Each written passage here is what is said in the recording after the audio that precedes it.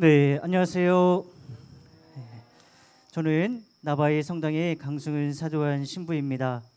요즘 코로나 때문에 많이 어려우시죠? 이 어려운 시기에 우리 가톨릭 신자들에게는 특별한 해를 보내고 있는 것 같습니다. 특별히 김대건 신부님 탄생 200주년은 희년의 해를 보내고 있고, 또 김대건 신부님의 삶을 통해서 우리가 어떻게 걸어 나가야 하는지에 대해서 다시 한번 생각해보고, 또 그런 시간 속에서 우리는 또한 내 삶을 다시 한번 되돌아보게 되는 그런 시간들을 보내고 있는 것 같습니다. 그런 의미에서 사제, 한국 최초로 사제가 되어서 이곳 나바이에 오신 김대건 신부님의 삶, 그 중에서도 새 사제 김대건이 꿈꾸는 세상 다시 처음 마음으로라는 주제로 오늘 이 시간 여러분들과 함께 하고자 합니다. 한국인 최초로 사제가 되어서 이곳에 첫 발을 내딛었고, 또 새 사제로서의 다짐을 했을 것이고, 또 첫 발을 내딛었을 때의 그런 본인이 가졌던 의미, 사명감, 그런 것들을 오늘 함께 시간 여행을 여러분들과 함께 떠나보고자 합니다. 근데 여행을 가면 가이드가 있으면 더 많은 것을 보고 듣고 느낄 수 있겠죠.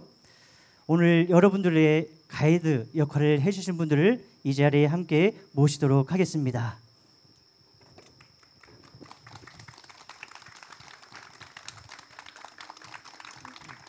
네, 안녕하십니까. 전 방금 소개받은 개갑 순교성지 담당이면서 고청성당 관할 시몬 공소 협력 사제로 있는 강석진 요셉 신부입니다. 네, 안녕하세요. 전주교구 젊은이 성령쇄신 봉사의 다니엘 선교단 봉사자 박혜레나입니다. 네, 안녕하세요. 성악가 최윤성 프란치스코입니다. 반갑습니다. 네, 자리에 함께 해주시겠습니다.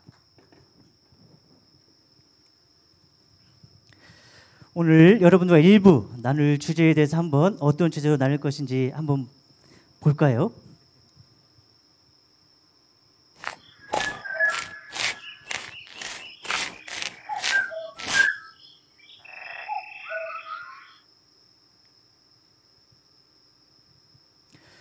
네, 청년 김대건의 5,000km, 오늘 우리 함께 나눌 주제인데요. 헤레나님, 네. 혹시 나바이에 오신 적 있으세요?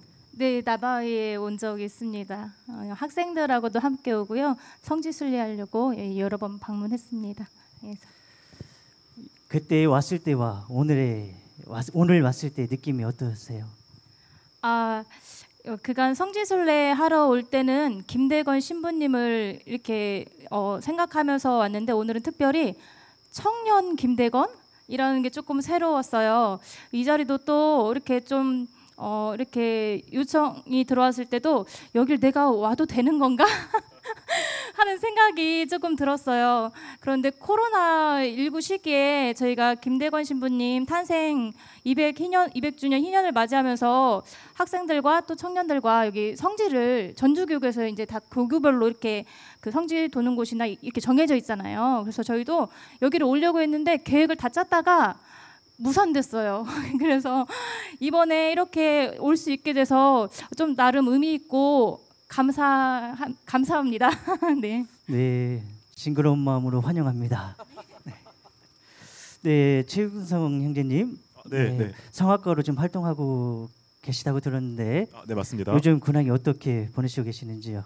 네, 요즘 근황은 뭐 저주받은 비말 전공을 하고 있기 때문에 전공이 비말이죠. 그래서 약간 힘든 시간을 겪고 있지만, 그래도 이제 공연 쪽은 나름 이제 호황을 겪고 있습니다.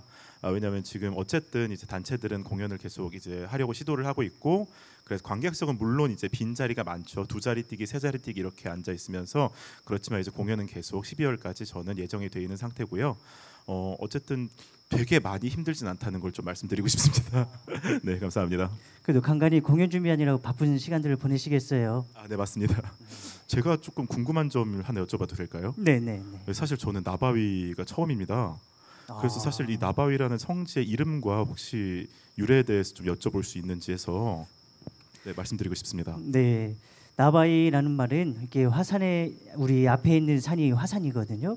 화산에서 이쪽 방향으로 바라봤을 때 넓은 바위가 이렇게 넓게 펼쳐져 있다라고 해서 나바이라고 이렇게 이름이 지어졌어요. 특히 이제 나바이라는 성당은 맨 처음에 나바이라고 성당이 지어졌다가 다시 화산본당으로 이름을 바뀌었다가 다시 1989년에 나바이 성당으로 다시 이름을 명명하게 됐습니다.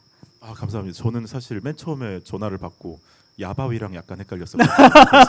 아, 나바위 이런 깊은 뜻이 있는 걸 오늘 알았습니다. 네네. 감사합니다. 네. 그래요. 최은성 성악가님은 프랑스에서 활동을 하시는 걸로 제가 알고 있어요. 아, 예, 지금 프랑스에서 공부하고 파리 국립 오페라단에 소속돼 있다가요. 지금은 모나코 몬테칼로 극장에 소속돼 있습니다. 그러면 자주 한국하고 프랑스하고 왔다 갔다 하시나요? 네, 그죠. 비행기 많이 탔습니다. 네. 비행기 많이 타셨으니까 그러면 한국하고 프랑스하고 거리가 얼마나 될까요? 아, 네. 아, 이거를 8,960km 됩니다. 그거 어떻게 하셨어요? 아까 짰거든요. 사실 좀 정확히 말씀드리면 이제 그 5,000km라는 거리에 대한 주제를 말씀하실 때 이렇게 정답을 알려주셨어요. 그리고 근데 제가 거짓말을 못해서 죄송합니다. 까발려 버렸네요. 네, 아무튼 8,960km 제가 네. 잘 외웠죠. 네. 비행기로는 12시간 네, 맞습니다. 걸리는 네. 거리죠. 오늘 주제가 청년 김대건 5,000km인데요. 5,000km는 김대건 신학생으로 선발되어서 홍콩, 마카오까지 튼튼한 두 발로 걸어간 거리가 바로 5,000km입니다. 프랑스까지 아까 12시간 걸린다고 했는데 맞습니다. 김대건 신학생은 선발돼서 5,000km를 얼마나 걸어서 갔을까요? 그러게요. 저는 솔직히 주제 듣고 궁금했어요. 저도 마라톤 갈 때 5km, 10km 있잖아요. 5km 갈 때는 30분 이제 뛰어본 적도 있고 지구의 반지름이 6,300km 정도 조금 약 대략 그렇더라고요. 그런데 어떻게 보면 김대건 신부님이 지구 중심을 향해서 막 가고 있는 그 거리잖아요. 그래서 현재 지금 이 시기에 그때 김대건 신부님 얼만큼 걸고 며칠이 걸렸는지 솔직히 궁금하더라고요. 그게 무려 6개월 6개월이요? 7일 걸렸다 그래요. 와, 헬레나 자매님 걸으실 수 있으실 것 같아요. 좀 시간을 많이 드려야 될 것 같은데요. 함께 다 같이 걷는 건 어떨까요? 저는 포기하도록 하겠습니다. 관절 문제가 사실 6개월 동안 관절 문제가 있지 않을까 싶습니다. 60년은 어떨까요? 네. 모세도 40년인데 60년을. 네, 죄송합니다. 무리수를 뒀네요. 네, 그래 이제 본론으로 들어가서 청년 김대건이 신학생으로 선발해서 마카오로 걸어간 그 길이 5,000km였는데요. 신학생으로 선발된 김대건은 어땠을까요, 강 신부님? 네, 김대건 신학생에 대해서 여러분들과 이제 삶의 궤적을 잠깐 좀 나눌게요. 1836년 초에 이제 모방 신부님이 조선에 입국하셨을 때 그 현지인 신학생, 현지인 사제 양성을 위해서 이제 청년 신학생을 선발했는데 그 중에 2월, 3월에는 이제 최양업, 최방재 신학생을 선발했고 이제 7월쯤에 이제 우리 김대건 신학생을 선발했죠. 그리고 이제 12월 2일 날 이제 그 모방 신부님 앞에서 3명의 신학생이 이제 그 선서를 하고 12월 3일 날 출발을 해서 이제 그 중국을 넘어서 요동 땅으로 중국으로 내려와서 이제 마카오에 도착한 것은 1837년 6월쯤 되죠. 근데 6월쯤 들어와서 이제 그 당시에는 원래 그 파리 예방 정교회 조선교구 선교를 맡고 있던 파리 예방 정교회는 그 페낭 신학교로 안정된 신학교 건물이 있는 그러한 신학교를 보내려고 하다가 페낭 신학교 안에 자체적으로 좀 여러 가지 문제가 있다고 생각을 해서 이제 그 중국, 코친 차이나 또 우리 조선인 신학생을 이제 마카오에 있는 파리 예방 정교회 그 아시아 대표부에 이제 거기에 신학교를 이제 임시로 만들었던 것 같아요. 이제 거기서 이제 신학교 생활을 했었고요. 그러다가 이제 안타까운 거는 이제 그해 11월 달에 최방지 신학생이 선종하고 그러면서 신학교 생활을 하다가 1839년도 한 4월쯤 돼서 이제 마카오에 이제 아편 전쟁의 영향으로 이제 밀란이 일어나서 이제 파리 예방전교 신학교가 필리핀으로 넘어가죠. 필리핀으로 가서 이제 거기 마닐라에서 생활하다가 이제 롤론보이에서 좀 이제 넓은 데서 이제 신학교 생활을 하다가 다시 이제 11월 달에 돌아오고 그러면서 이제 또 신학교 생활을 하다가 이제 1842년에 이제 2월쯤 돼서 이제 그 김대건 신학생이 먼저 이제 에리곤호를 타고 이제 조선에 들어가는 그러한 그 시간을 가졌다가 이제 그러한 계획이 좀 무산돼서 또 다시 이제 그해 12월 23일부터 해서 26일까지 해서 이제 그 백화점이라고 하는 교촌에서 이제 그 변문까지 가서 밀사 만나는 여러 가지 일들을 하다가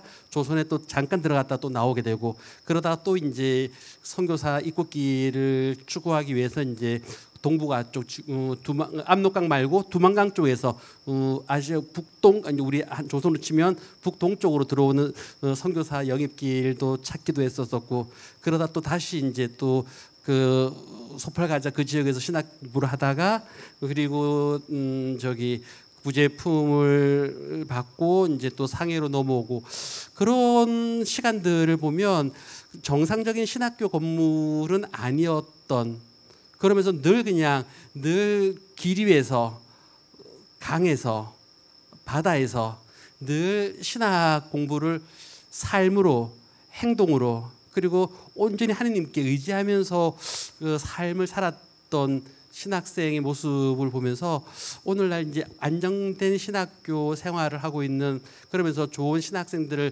지금 잘 배출하고 있는 한국적인 모습 속에서 참 김대건 신학생의 삶 또 최양업 씨는 마찬가지겠지만은 우리에게 많은 것을 좀 생각하게 하는 것 같아요. 네, 전반적으로 이렇게 김대건 신학생의 삶을 이렇게 설명을 해주셨는데요. 그 안에서는 하느님께 전적으로 자신을 내어 맡기고 또 그 안에서 또 어려운 시간도 있었을 것이고 또 보람 있는 시간도 있었을 것 같은데요. 그럼 신학생으로서의 김대건의 삶은 어땠는지 좀 더 구체적으로 얘기해 줄 수 있으실까요? 예, 그 1837년대 즉 37년 이제 1837년에 마카오 신학교 생활을 할 때는 이제 그 당시에 교수 신부님들은 좀 굉장히 안정감 있게 이제 그 겸손의 덕을 갖추면서 신학 공부를 했다라고 해요. 다른 아시아 신학생들과 같이. 근데 이제 1839년에 이제 롤론보이 그 필리핀 롤론보이 생활할 때 그때 신부님들의 그 편지 서한 기록을 보면 최양업은 굉장히 잘 지냈는데 김대건 신학생은 뭐 키도 크지만은 그 요통, 그 복통, 두통 자주 그렇게 고통을 좀 호소하고 자주 좀 아팠다고 해요. 그리고 때로는 이제 그러한 아픔들이 이제 정서적인 아픔으로 왔었던 것 같은 게 이제 머리가 그 젊은 그 신학생인데 머리가 하얀데 뭐 듬성듬성 빠지기도 하고 그래서 육체적인 것뿐만 아니라 정서적인 문제도 좀 많이 이렇게 힘들어 했었던 것 같아요. 근데 중요한 거는 그럼에도 불구하고 김대건 신학생은 끊임없이 꿋꿋이 그 모든 것들을 이제 극복해 나가려고 노력을 했던 그래서 이제 저기 1839년 당시에 이제 그 신학교 교수 신부님들의 서한을 보면 이제 어느 정도 안정은 찾았다라고 하지만 그래도 이제 좀 이렇게 좀 아픔이 좀 이렇게 있었던 것은 우리가 한번 가늠해 볼 수 있지 않을까 생각을 해볼 수 있습니다. 네, 갑자기 이렇게 드는 생각은 제가 갑자기 신학생 때 이렇게 생각이 떠오르는데요. 신학생 때 몸이 많이 아프면 성소가 없다, 성소가 아니다라고 이렇게 간혹 선배님들로부터 이렇게 들었던 기억이 나요. 그래서 그거를 보면 저기 그 서한에 보면 최양업하고 김대건하고 이 두 사람은 어떻게 좀 비교가 잘 안 될 정도로 뭐 좀 균형이 안 맞다라고 얘기를 하죠. 그리고 나서 그다음에 저기 김대건 신학생은 판단력이 좀 떨어져서 주교님의 의향을 좀 묻고 싶다라는 그러한 내용이 간단하게 비쳐요. 근데 신학생에게 판단력이 좀 부족하고 이래서 좀 주교님의 그 김대건을 바라보는 주교님의 의향을 물어볼 정도라고 하면 조금은 좀 문제가 좀 심각했던 것 같아요. 저 궁금한 게 있는데요. 여쭤봐도 될까요? 네. 그런 상태에서 의기소침했을 것 같고 자존감이 정말 많이 낮았을 것 같아요. 특히 학생들이나 청년들도 그런 비교를 요새 많이 비교당하잖아요. 이제 성악하시는 뭐 공부 열심히 이제 하시는 그런 과정에서나 그럴 때 어떻게 그런 비교되는 그런 자존감을 회복하는 시기는 어떻게 됐는지. 그래서 그 최양업과 김대건 그 둘이 그렇게 비교되는 상황이었고, 그리고 그 사실 그 1842년도에 이제 김대건이 마카오를 떠나고 그해 이제 또 7월달에 최양업도 이제 마카오를 떠날 때 이제 그 당시 이제 마카오에 있는 신부님들한테 편지를 썼던 거 보면 김대건 신학생의 편지는 좀 딱딱하다 그러면 최양업 신학생의 편지는 굉장히 유수하고 문체가 아주 그냥 뛰어나요.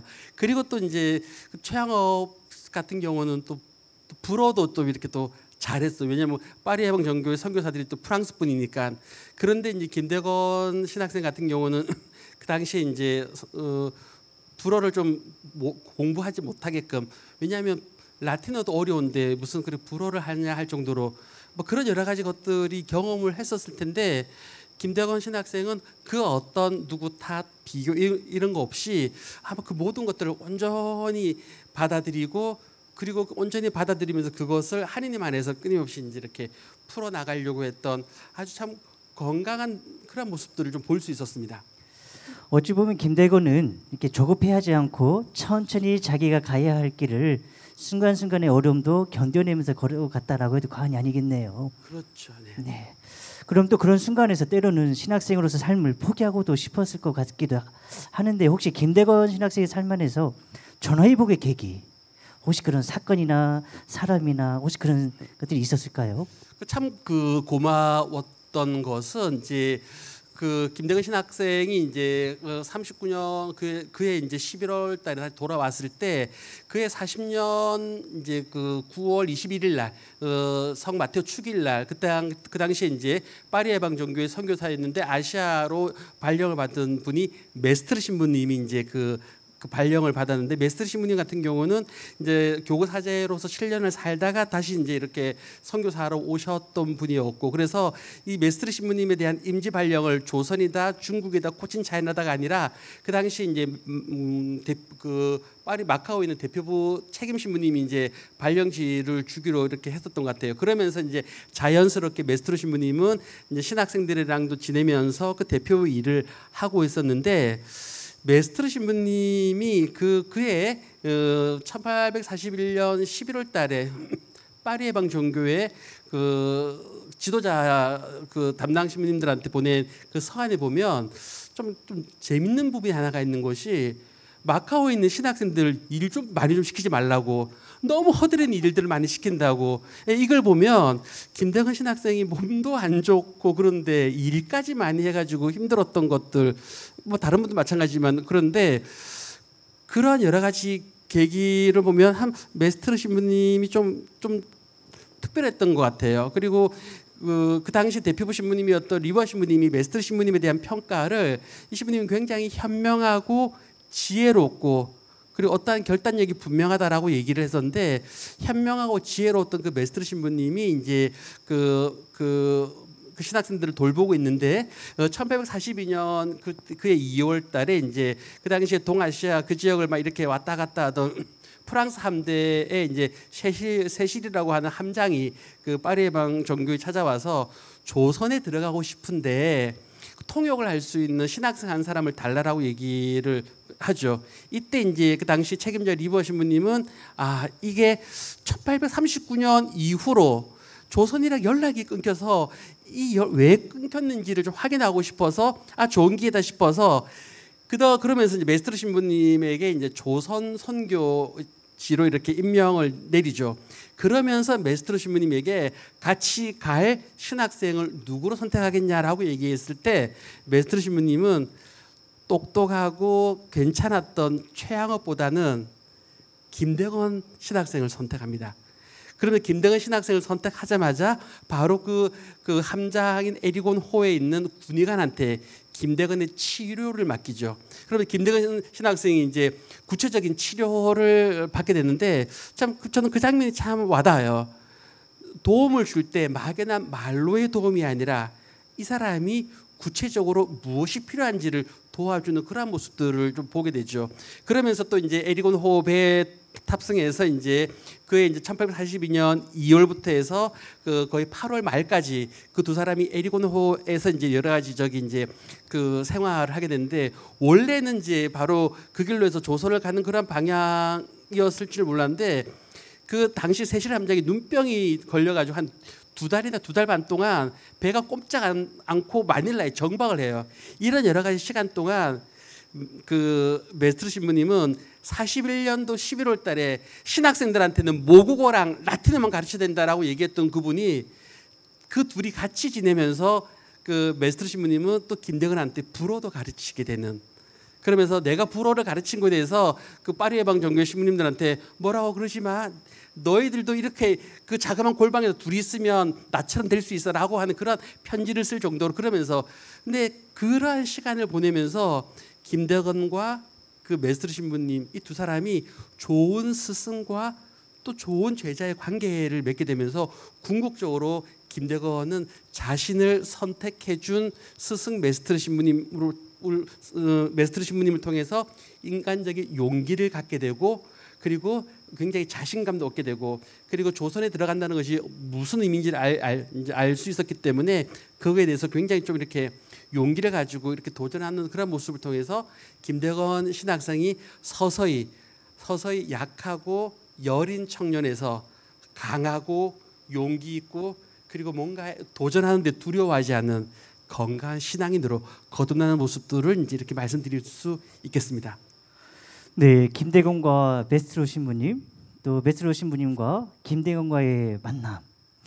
어떻게 보면 김대건에게 있어서 메스트로 신부님은 어둠에서 한 줄기 빛, 어떻게 보면 삶의 터닝 포인트, 삶의 전환기가 아니었는가라는 생각이 이렇게 드는 것 같아요. 그러면 그렇게 좋은 영향을 끼쳤던 메스트로 신부님은 어떤 신부님이었는지 좀 더 구체적으로 좀 이야기를 좀 해주실 수 있으실까요? 근데 메스트르 신부님은 이제 우리나라에 이제 그 들어왔을 때는 뭐 영예도 이렇게 영예라고 죽어가는 아이들을 돌보는 그러한 회도 만들고 하셨지만 구체적으로 이제 조선에 들어오려고 굉장히 노력을 했었었고요. 그리고 또 그 리브와 대표부 신부님이 이제 메스트르 신부님에게 이제 조선 선교를 맡겼을 때 나는 당연히 조선을 갈 줄 알았어라고 할 정도로 이제 조선에 대한 사랑도 컸었고요. 그리고 이제 리브와 신부님 같은 경우는 메스트르 신부님에 대해서 굉장히 아까도 말씀드린 것처럼 현명하고 지혜 있고 아주 영성적이었다라고 얘기를 하고요. 그리고 그 당시에 또 그 메스트르 신부를 만났던 그 예수 신부님이었던 고틀랑 신부님 같은 경우는 메스트르 신부는 그 배에서 에리고노에서 굉장히 지겹고 굉장히 권태하고 나태할 수 있었던 그러한 시간들을 굉장히 기도로서 이 모든 것들을 잘 극복했던 그러한 신부님이다라고 하는 그런 평가를 내리는 거 보면 메스트르 신부님은 참 또 좋은 덕목을 갖고 있었던 그런 좋은 스승이 아니었나라는 생각을 좀 해보게 됩니다. 네, 좋은 스승의 좋은 신학생, 그 관계를 한번 생각해 보면서 최흥성 사업가님, 네, 잠깐 졸았네요. 졸고 계신 것 같아가지고 제가 너무 이름을 밥을 맛있게 불러봤습니다. 먹어가지고. 네, 우리 강수진 신부님께서 메스트로 신부님과 김대건 신학생과의 관계, 좋은 스승과 네. 제자의 관계에 대해서 이렇게 설명을 좀 해주셨는데요. 혹시 성악가로 이렇게 준비하면서 혹시 좋은 선생님을 만났던? 네, 저 있습니다. 그래요? 스승제자 관계라고 말씀하시니까 제가 생각이 드는 게 사실 그 김대건 신부님의 약간 초창기 그 인생을 들으면서 저랑도 되게 어떤 면으로는 일맥상통 다 있는 부분이 있다라고 생각이 좀 듭니다. 저도 사실 노래를 처음 시작했을 때 그렇게 잘하지는 못했어요. 그리고 신앙생활도 마찬가지로 제가 좀 어렸을 때 저도 좀 많이 아팠거든요. 그래서 초등부를 열심히 하다가 중고등부는 조금 갈 수 없는 상황이 좀 있었습니다. 근데 그러고 나서 이제 20살에 제가 성악과 입시를 하고 나서 그 부모님은 되게 열심히 다니셨거든요. 그래서 그냥 성가대를 모르겠다, 성당을 다녀야 하니까 성가대부터 일단 들어가라. 그래서 저는 신앙에 대한 게 많이 없었던 시기에 성가대를 하기 시작했죠. 거기서 저는 이제 인생 신부님을 만나게 됩니다. 이제 그분 성함이 이영춘 세례자 요한 신부님. 여기 교구 아니고요. 이제 말씀해 달라고 하셔서 네, 서울교구 이제 광주신학교 나오셨지만 서울교구에서 활동하시던 이영춘 세례자 요한 신부님께서는요 어떠셨냐면 분명히 제가 노래를 잘 못하잖아요. 근데 그래도 본당에서 성악가가 나왔다. 얘는 키워야 된다. 100% 신뢰를 주셨어요. 그래서 그리고 그분이 또 파리 유학을 하셨거든요. 그래서 저를 프랑스로 인도해 주시고 그 100% 신뢰로 아 내가 다시 돌아가도 굶어 죽진 않겠구나라고 예, 해주시던 그런 신부님이 계셨는데 제가 그래서 열심히 유학을 하고 조금 쓸만해졌을 때 다시 돌아갔는데 그때 신부님께서 위암으로 돌아가셨어요. 조금 이제 쓸만해서 신부님께 제가 이제 도움이 될 때가 되니까 돌아가셨거든요. 저는 그래서 좋은 스승 제자 관계를 듣자마자 아프고 잘 못했던 저를 100% 신뢰해주고 조금 자존감도 높여주시고 좋은 음악가로 또 파리까지 연결해주신 이영춘 신부님의 생각이 갑자기 났습니다. 네. 오늘 더더욱 이영춘 신부님이 더 떠오르겠어요. 여기 교구 말씀하시는 거? 아니요. 얼굴은 못 뵀지만 죄송합니다. 네.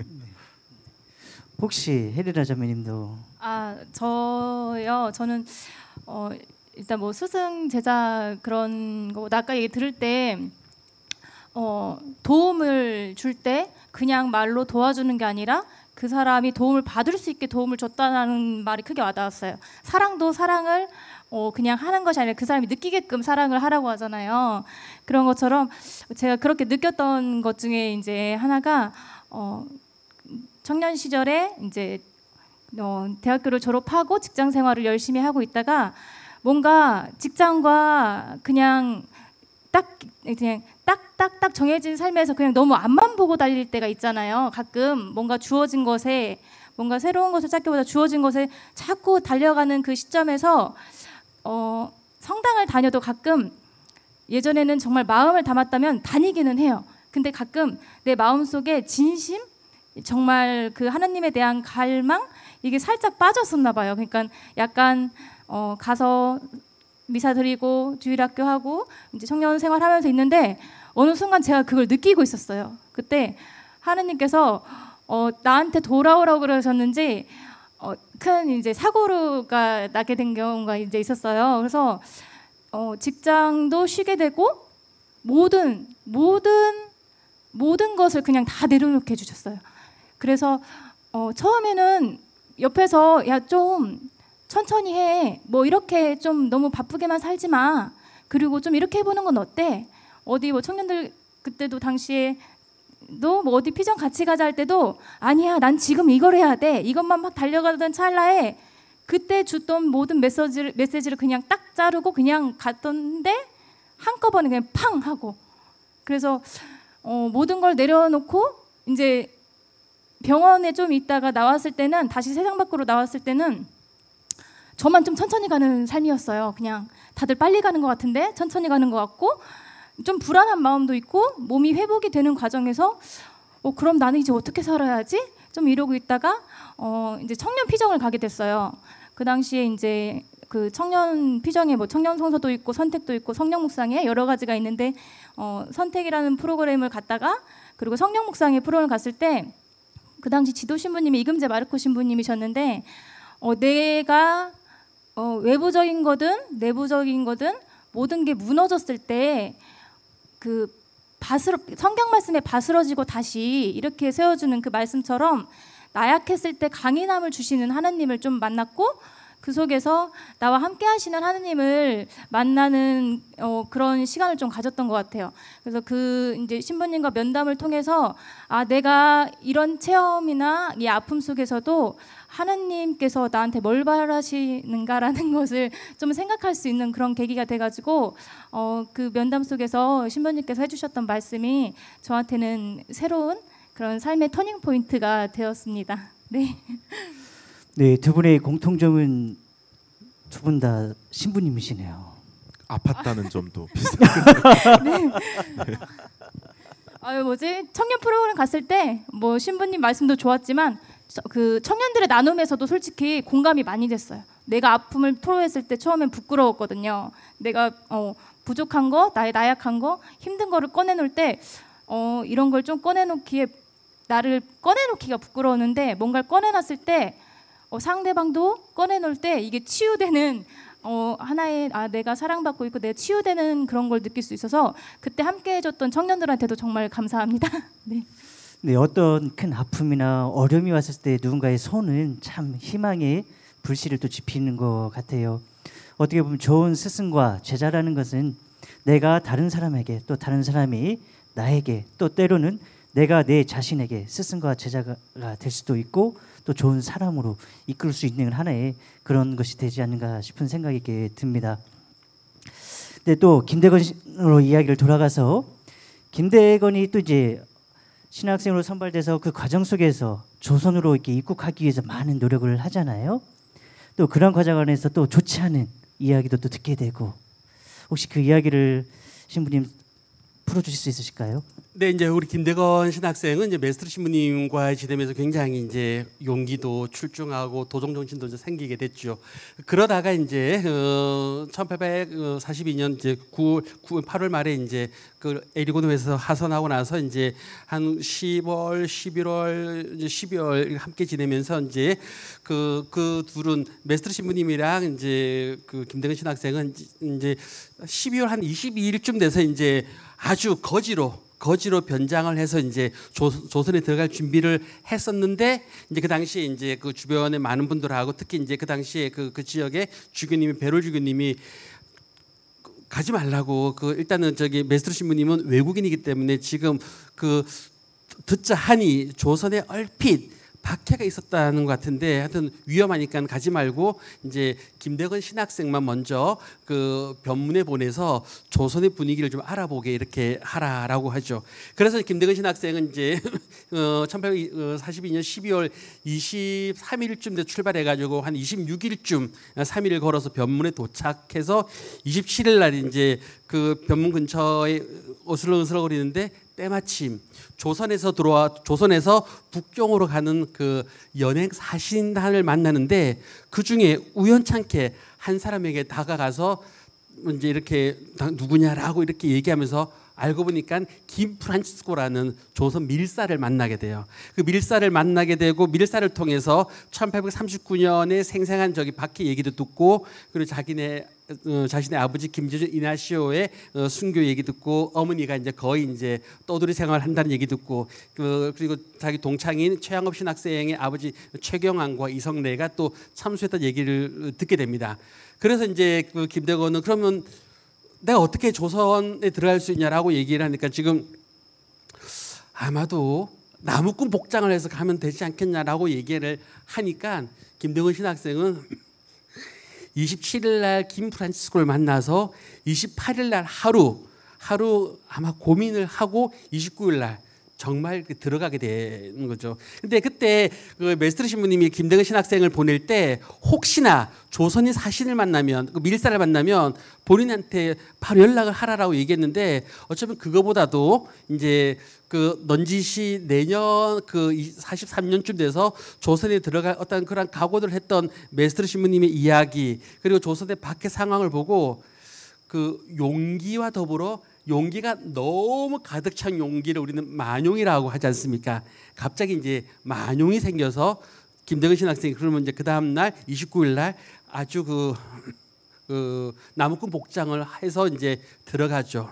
그래서 아주 그냥 그 기질을 발휘해가지고 어렵게 들어가는데 의주 근처에서 주막에서 쉬는 너무너무 추워가지고 너무 힘들어가지고 주막에 들어갔을 때 사람들이 복장도 이상하고 말도 어눌해가지고 굉장히 김대건을 아주 이상하게 쳐다보기 시작하면서 굉장히 의심의 눈초리를 쳐다보다가 이러면 내가 잡힐 수도 있겠구나 싶어가지고 다시 이제 돌아오는 거죠. 그러면서 김대건은 준비되지 않은 상태에서 함부로 조선을 혼자 들어갔다가는 큰일 나는구나. 그래서 혼자 만용을 부렸다가는 큰일 나는구나라는 것을 깨닫게 되죠. 그래서 다시 이제 1월 6일 날 1843년 1월 6일 날 메스트르 신부님이 있는 곳으로 이제 돌아오게 되죠. 돌아오면서 김대건 신학생은 그때부터 굉장히 조선 입국에 대해서 신중해지기 시작하고 아주 판단력이 아주 그냥 그 건강해지기 시작하는 거죠.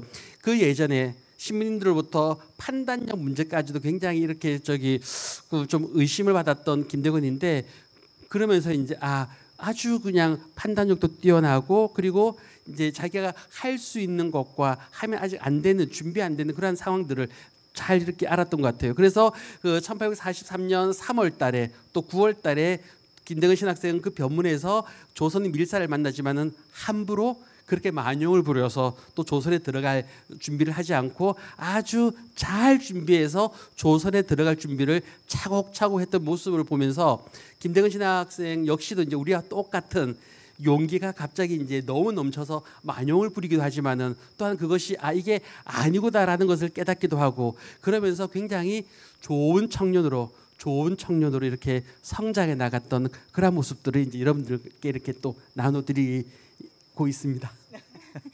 그 아까 말씀하실 때 그 김대건 신부님께서 그때 청년 시절에 분별의 은사를 받으신 것 같습니다. 네. 어찌 보면 이제 김대건의 삶을 우리는 지금 계속적으로 이렇게 재조명 오늘날에서 다시 바라보고 있는 것 같은데요. 혜례자님 이제까지 김대건 신학생의 삶을 이렇게 얘기 들으면서 어떤 이렇게 느낌이 드셨는지요? 그 김대건 신부님에 대해서 일단 청년 김대건이라는 그 타이틀에 새롭게 와닿은 것을 다시 한번 말씀드리면서 김대건 신부님 아까 나약하고 힘든 그런 상황 속에서도 포기하지 않았다라는 거 그것이 가장 인상 깊었고요. 다 누구나 힘든 상황들이 있는데 포기하지 않고 하느님 사랑을 실천하면서 굳건하게 나갔다는 사실이 조금 와닿았습니다. 특히나 이제 그 하느님 사랑, 그러니까 믿는다는 것은 사랑한다는 것이라는 책이 있더라고요. 오는 길에 책장에서 한번 딱 봤는데 김대건 신부님도 하느님의 믿음을 사랑으로 실천해 주셨구나. 그리고 지금 이 시대에 우리가 정말 당연한 것을 잃지 말아야 될 것 중에 하나가 순교자분들을 잃지 말고 기억해야 되겠다는 사실을 다시 한번 느끼는 시간입니다. 네. 혹시 성악가님도 제 이름을 까먹으셨나요? 아닙니다. 최은상. 네, 감사합니다. 저는 사실 그 유럽에서 성서 모임 이제 봉사자도 하고 하면서 그 청년 모세에 대한 교리를 많이 이제 같이 나누고 했었어요. 근데 진짜 한국식 교리가 들어가려면 청년 김대건이 아닌가라는 생각을 오늘 하게 됩니다. 여러 가지 이제 아픔 그리고 변화 거기서 이제 정말 순교 사제로 변모하기까지 그 과정이 지금 사실 비단 과거뿐만 아니라 현대 사회 저희 청년들 굉장히 어렵거든요. 사실 진짜 좋은 교리, 진짜 좋은 이제 명상거리가 되지 않을까라고 생각이 됐어요. 저희 이제 외국분 이제 그 성인이시죠. 청년 모세는 조금 지나가서 이제 청년 김대건에 대한 묵상을 같이 할 수 있으면 너무 좋을 것 같다는 생각을 오늘 교리를 들으면서 생각하게 됐습니다. 네, 오늘 1부에는 김대건로서의 신학생의 삶을 이렇게 재조명해봤는데요. 우리 신앙인이건 신앙인이 아니건 간에 우리에게 많은 생각거리를 이렇게 주게 되는 것 같습니다. 특히 한국인 최초의 사제가 되기까지 판단력 부족했던 신학생이 또 몸이 아파서 성소에 대해서 식별의 과정을 거쳐야 했던 신학생이 또 사제로서의 탄생하기까지는 그냥 편탄한 시간들이 아니라 우여곡절 시간 끝에 정말 어떤 준비된 사제로서의 탄생이 아님을 우리는 또 이렇게 알 수 있는 것 같습니다. 최은성 형제님께서 오늘 이렇게 일부를 마무리하면서 우리에게 좋은 목소리로 이 아름다운 밤에 제가 여기 온 이유겠죠. 네. 굳이 성악가를 부르신 이유겠죠. 네. 좋은 곡을 선물해 주시겠어요? 네. 제가 오늘 준비한 곡은요. 1부 마무리하려고 준비한 곡은 공평하신 하느님이라는 찬양곡입니다. 제가 이렇게 쭉 이제 김대건 신부님의 인생 중반기까지 묵상을 하면서 사실 초등학생이잖아요. 처음 이렇게 선발됐을 때 무슨 생각이었겠어요. 그러니까 초등학생이었다가 사제 서품 이제 만약에 받으셨다고 이제 가정을 했을 때 저는 그 생각이 들었을 것 같아요. 그 공평하신 하느님에 대한 내용이 가진 재물 없으나 남에게 있는 건강도 있지 않으나 하지만 나에게 주신 한 가지가 있다. 음성을 들었다. 약간 이거거든요. 콜링. 그래서 저는 그 김대건 신부님 묵상을 하면서 이 노래를 들려드리면 모두 공감을 할 수 있겠구나라는 생각으로 공평하신 하느님이란 곡을 선택을 했습니다. 네, 그러면 우리 최은성 성악가님의 노래를 한번 들어보도록 하겠습니다.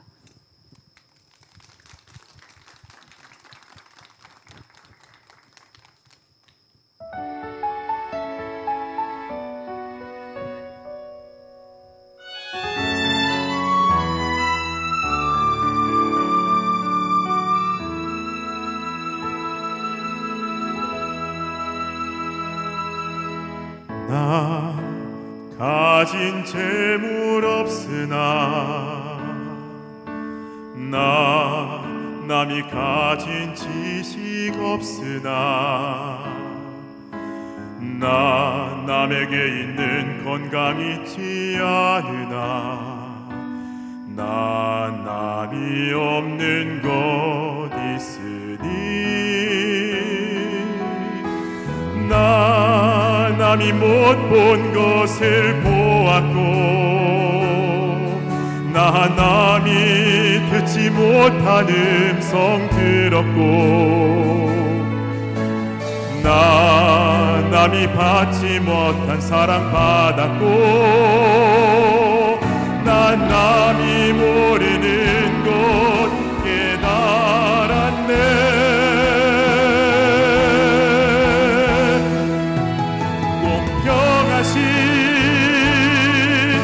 하느님이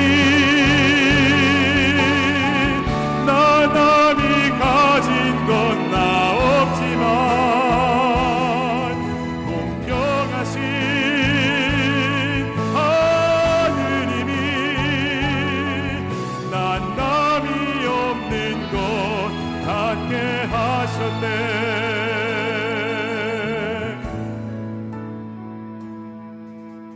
나 가진 재물 없으나 나 남이 가진 지식 없으나 나 남에게 있는 건강 있지 않으나 나 남이 없는 것 있으니 나 남이 못 본 것을 보았고 나 남이 듣지 못한 음성 들었고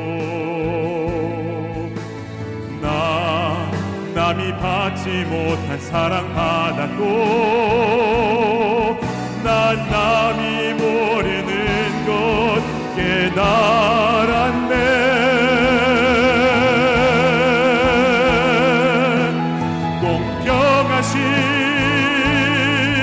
하느님이 나 남이 가진 건 나 없지만 공평하신 하느님이 나 남이 없는 것 갖게 하셨네. 공평하신 하느님이 나 남이 가진 건 나 없지만 공평하신 하느님이 난 남이 없는 것 갖게 하셨네. 공평하신 하느님이 난 남이 가진 건 나 없지만 공평하신 하느님이 난 남이 없는 것 갖게 하셨네. 난 남이 없는 것 갖게 하셨네. 난 남이 없는 것 갖게 하셨네.